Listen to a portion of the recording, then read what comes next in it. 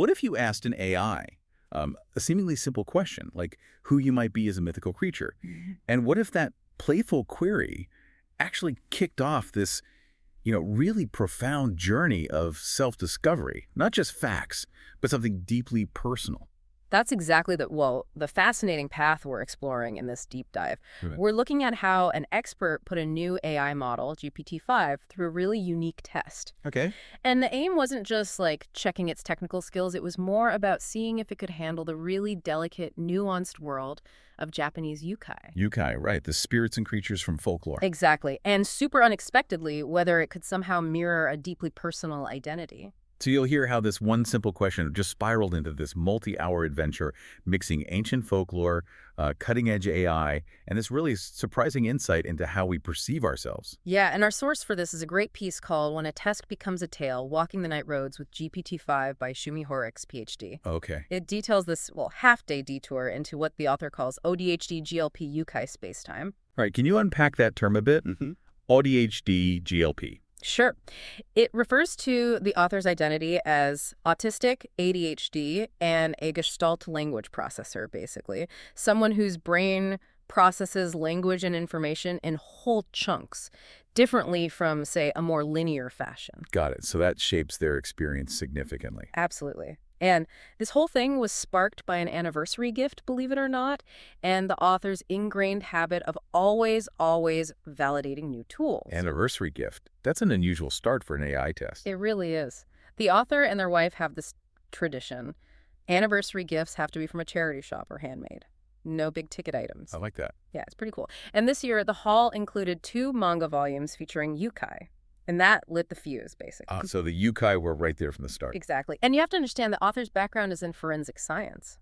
Okay, so very methodical, evidence-based. Precisely. So they have this instinct to validate every tool, to really push it. They often use GPT for, rephrasing things for students, language recasting. But this time, with a brand new model, GPT-5, they wanted to go way beyond the usual summaries or concept explanations. So not the standard analyze this text or explain quantum physics. Nope. Instead of asking, tell me about me directly, they pose this sideways folkloric challenge. If I were a Yōkai, who would I be? That's a fantastic question for an AI. Kind of playful but deep. Totally.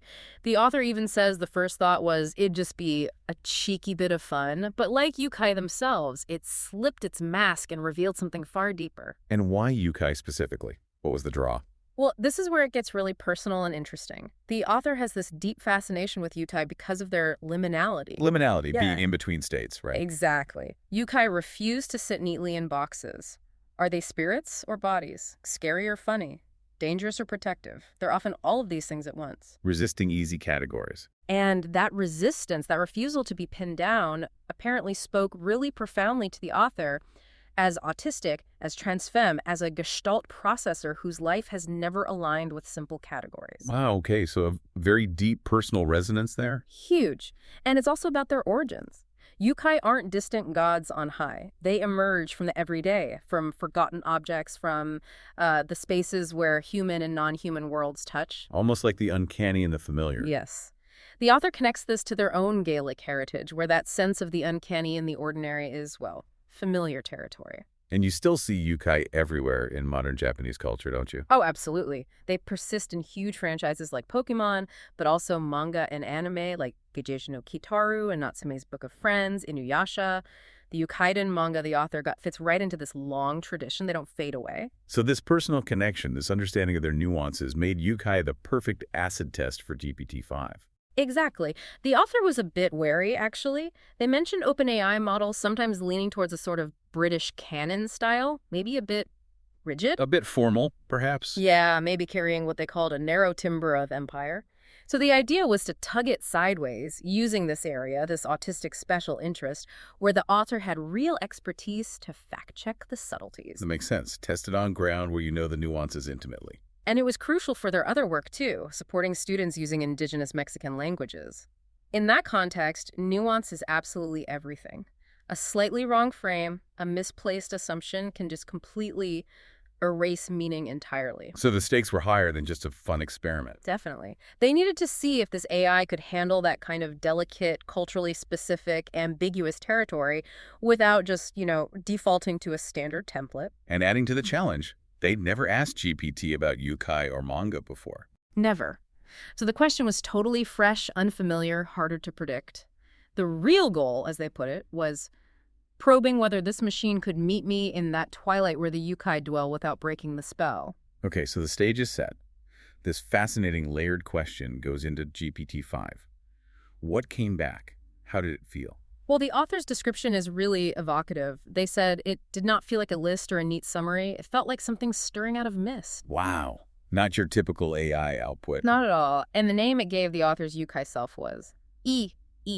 That's Fude-tō-onna, the brush lantern woman. Brush lantern woman. Okay, let's break that down. Right. E. That's the brush. And for the author, this immediately resonated, not just as a writing tool, but as language itself, as inheritance, as craft, even as resistance. It's about memory, tracing what's lost. Okay, the brush as a symbol of language and memory. Then two. The lantern. But not a harsh light. More like a light for forgotten paths, something that helps you see the shapes in the darkness, helps others not stumble. It's about bearing witness, making things visible. Illuminating, but gently.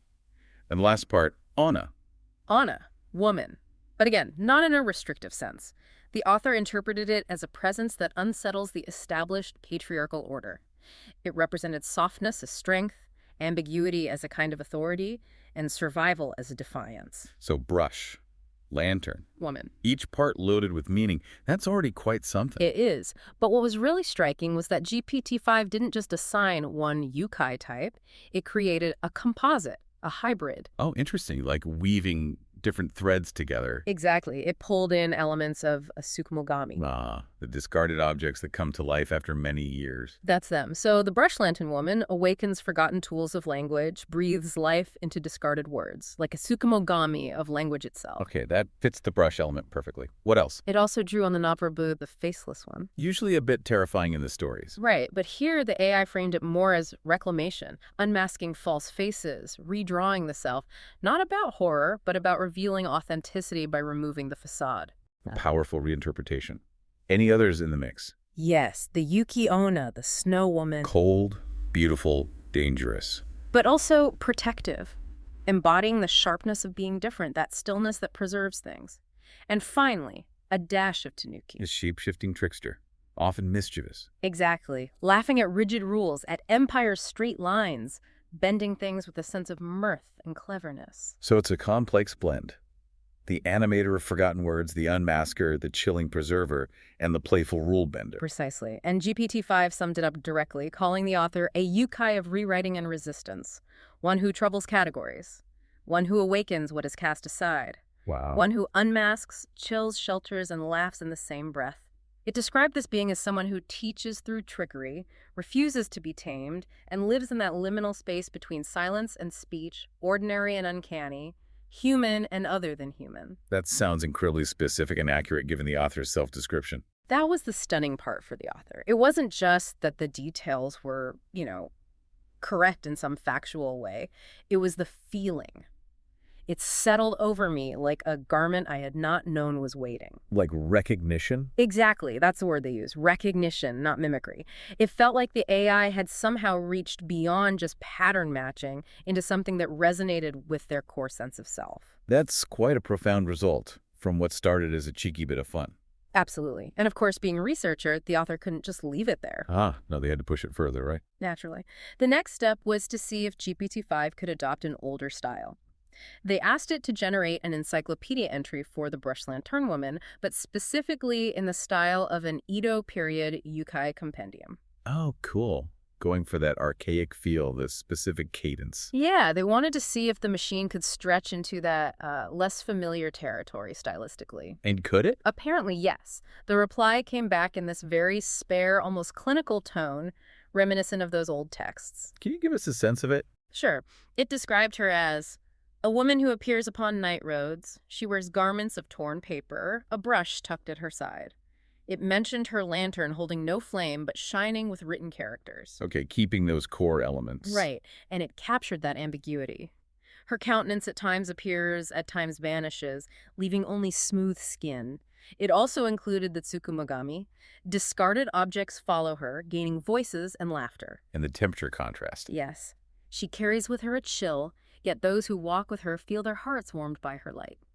The author noted how perfectly it caught that old style where ambiguity was never a flaw but the very mark of truth. That's impressive language modeling, beyond just the content. It really is.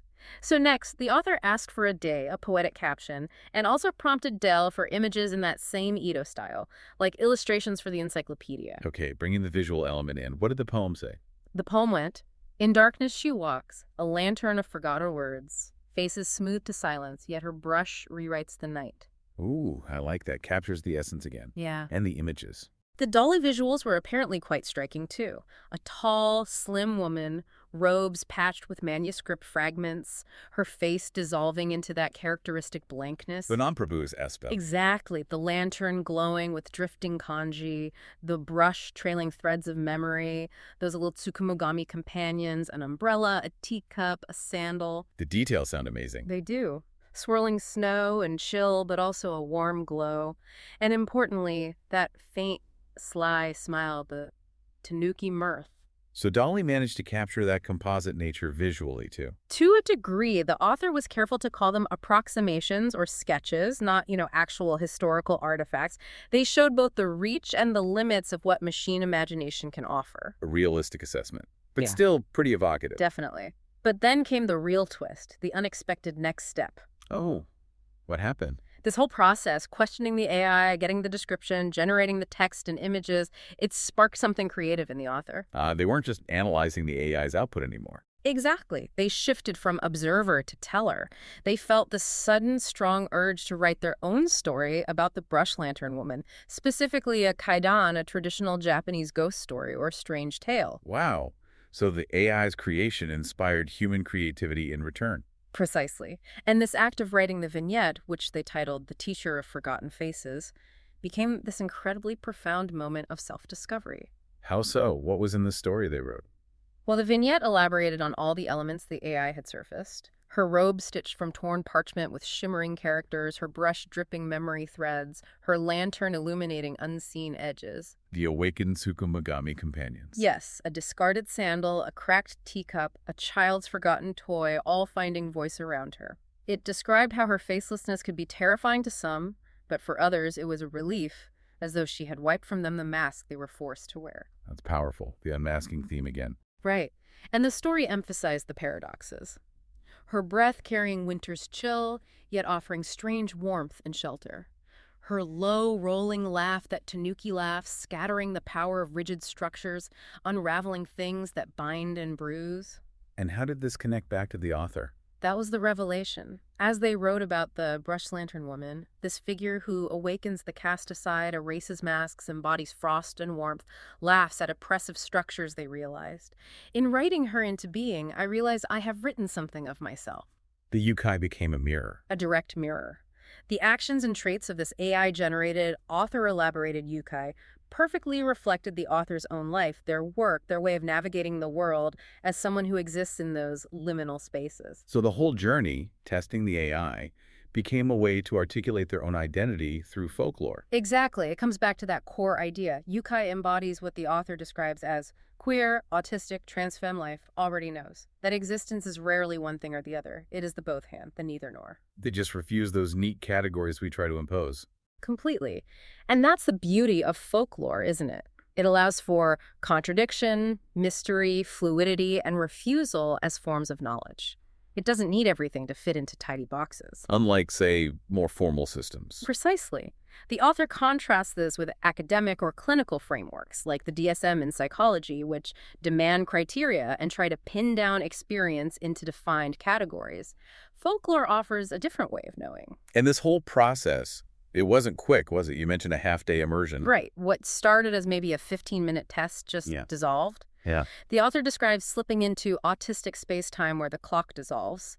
The focus wasn't on efficiency or duration, but on depth. Letting the exploration unfold naturally. Yeah. And the ultimate takeaway wasn't really about GPT-5's technical prowess, though that was part of it. The real validation, the author realized, was less about the model and more about myself. About their own connection to these ideas. Yes. Their capacity to be drawn into the liminal, to give shape to the uncanny, to recognize in Yōkai not only folklore, but a mirror of my own way of being. The test became a ritual, a story, that mirror. This leads to a really important point the author makes about tools and neurodiversity, doesn't it? It really does.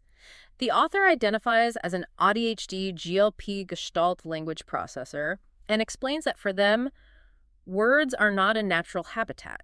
Language doesn't always flow easily or linearly. So they need assistance sometimes. They need tools, yeah. Tools to bridge that gap, as they put it, so their thinking, which runs differently, can actually reach the page and be shared with others, especially in their work supporting students. And this ties into critiques of AI language models. Right. The author pushes back against the sometimes blanket dismissal of these tools as purely destructive or as cheating.